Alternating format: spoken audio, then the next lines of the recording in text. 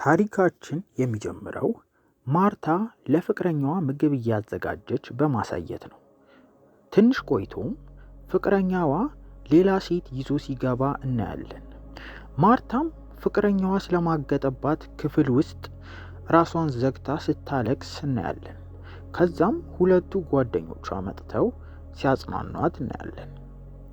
በሌላ በኩል ደግሞ ፍራንሲስ የሚባለው ቅጥር ነፍሰ ገዳይ ባሏን እንዲገድል ያዘዘችውን ሴት መግደል ልክ አይደለም ብሎ ራሷን ተኩሶ ሲገላት እናያለን።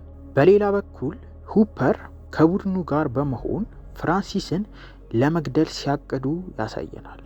ሁፐርም በቡድኑ ችሎታ ስላልተማመነ እናንተ ሂዱ፣ እኔ መኪና ውስጥ እጠብቃችኋለሁ በማለት መኪናው ውስጥ ይቀራል። የሁፐርም ቡድኖች ፍራንሲስን ለመግደል በተለያየ አቅጣጫ ሲተኩሱ እናያለን። ፍራንሲስ ግን ሁሉንም አንድ በአንድ ይገላቸዋል። ከዛም ማርታ ሱፐርማርኬት ውስጥ እየሄደች ሳይተያዩ ከፍራንሲስ ጋር ይገጫጫሉ። ፍራንሲስም እንዳያት ምሳ ልጋብዝሽ ይላታል። ማርታም አልፈልግም፣ አላውቅህም ብትልም ፍራንሲስ ውትወታውን ስላላቆመ በመጨረሻ ትስማማለች።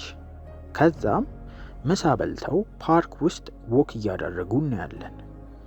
በዚህ ጊዜም አንድ አልሞ ተኳሽ ፍራንሲስን ለመግደል ሲያነጣጥር እናያለን።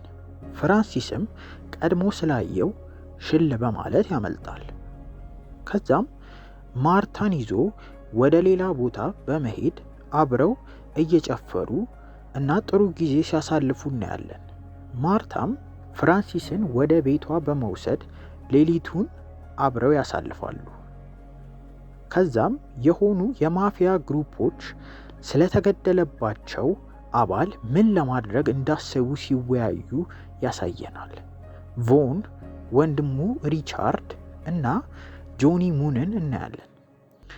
ቮን እና ጆኒ ሙን ታዋቂ ቅጥር ነፍሰ ገዳይ አለ በማለት ፍራንሲስን እንቅጠር የሚል ሀሳብ ያቀርባሉ። ከዛም በሌላ በኩል ፍራንሲስ ከማርታ ጋር እንዴት ቢላ ቢወረወርባት ራሷን መከላከል እንደምትችል ሲያሳያት ያሳየናል። በቀጣዩ ቀን ፍራንሲስ እና ማርታ መኪና ውስጥ ሲጫወቱ እናያለን። በዚህም መሃል የነቮን ማፊያ አባል የሆነው ሰው የግድያ ትዕዛዙን መልእክት ሊያስተላልፍ ከፍራንሲስ ጋር ሲገናኝ እናያለን። ፍራንሲስም ለመግደል የሚቀጥሩትን ሰዎች ስለሚገድል የማፊያውን አባል እዛው ይገለዋል። ይህንን ያየችው ማርታም ባየችው ነገር ተደናግጣ እና ያየችውንም ማመን ተስኗት ቤቷ እንዲወስዳት ትጠይቀዋለች። ቤቷም እንደገባች ሁፐር የፖሊስ መርማሪ በመምሰል ጓደኛዋ ፍራንሲስ ነፍሰ ገዳይ እንደሆነና ቀጣይም ሊያገኛት ሲመጣ ለእሱ ቀድማ እንድታሳውቀው ይነግራታል። በዚህ ጊዜ ቮን እቅዱ ወንድሙ ሪቻርድ መልእክቱን ሊሰጥ በሚሄድበት ጊዜ ፍራንሲስ እንዲገድለው ስላሰበና አሁን ይሄ እቅዱ ስላልተሳካ ሲበሳጭ እናያለን። ሪቻርድም ይህንን ሰው ለመግደል 10 ሰዎች ይዘህ ሄደህ እንድትገለው ብሎ ቮንን ያዘዋል። ከዛም በሩ ላይ ይጠብቅ የነበረው ሁፐር ፍራንሲስ ከጀርባው መትቶ ከማርታ ቤት ውስጥ እየጎተተ ይወስደዋል። ማርታም ይህንን አይታ ከዚህ በኋላ መለየት አለብን እያለችው መሀል ላይ ግን ፍቅሯ ስላልወጣላት አቅፋ ትስመዋለች።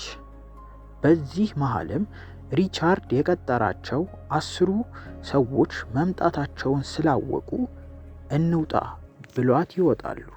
በመንገዳቸው መሃልም ከማፊያዎቹ ጋር ተገናኝተው ፍራንሲስ በከባድ አቁስሎ ይዘርራቸዋል። ይህንንም ያየው ቮን እጁን ሰጥቶ እንዲመረው ይማጸናል። በዚህ መሃልም አንደኛው ማፊያ በዱላ መጥቶ ፍራንሲስን ይጥለዋል። ከዛም እሱን እዛው ጥለውት ማርታን ደግሞ አግተው ይዘዋት ይሄዳሉ።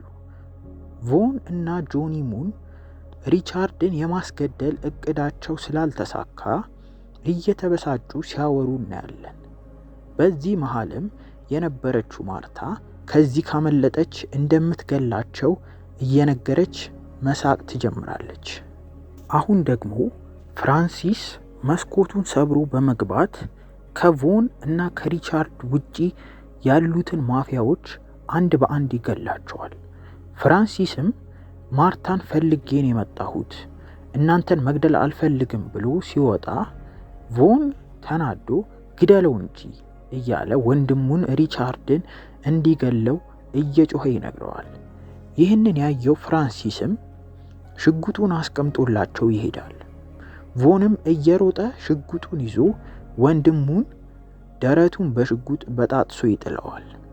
ከዛም ፍራንሲስ የታሰረችው ማርታን በደስታ እየተፍለቀለቀ ነፃ ያወጣትና መሄድ ይጀምራሉ። በዚህ መሃል ፍራንሲስ በሁፐር ከኋላው ተመቶ ይወድቃል። ማርታንም ጆኒ ሙን እየጎተተ ወደ ውስጥ ይወስዳታል። ማርታም ያለ የሌለ አቅሟን ተጠቅማ ጆኒ ሙንን በእንጨት አጠናግራ ትጥለዋለች። በወደቀበትም ደጋግማ በመምታት ትገለዋለች። እሱን ገድላም እየሄደች እንዳለ ከቮን ጋር ትገናኛለች። ቮን ሽጉጡን አውጥቶ ሊገላት ሲል እጁን ቆልመማ በማዞር ትተኩስበትና ትገለዋለች።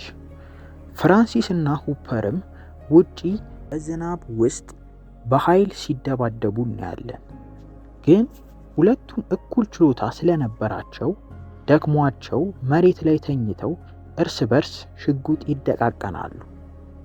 በዚህ ጊዜም ፍራንሲስ ለማርታ ከዚህ በኋላ ሰው እንደማልገድል ቃል ገብቼላታለሁ ብሎት ተነስቶ ይሄዳል።